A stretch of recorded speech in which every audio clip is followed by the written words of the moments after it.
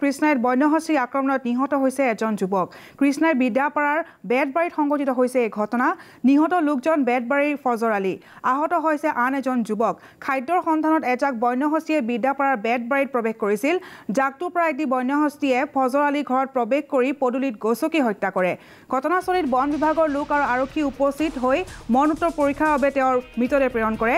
এই ঘটনাই সমগ্ৰ জিলাতে তীব্ৰ চাঞ্চল্যৰ সৃষ্টি কৰিছে। হাতীৰ জাক আহে তাৰ লগতে হয়তো এটা সাইড হৈ গৈছিল। তেখেতে ঘৰৰ পৰা আমাৰ ফজৰ আলী, আমাৰ বেতবাৰী গাঁৱৰ ফজৰ আলী, তেখেতে ঘৰৰ পৰা ওলাই আহিছিল। অহাৰ পিছত তেখেতক আক্ৰমণ কৰে আৰু নিহত কৰে। তাৰ লগতে তেখেতৰ চিঞৰ বাখৰ শুনি তেওঁৰ ল'ৰা ওলাই আহে। তেওঁৰ ল'ৰাৰ নাম মহম্মদ আলী। তেখেতক গুৰুতৰভাৱে আহত হয়।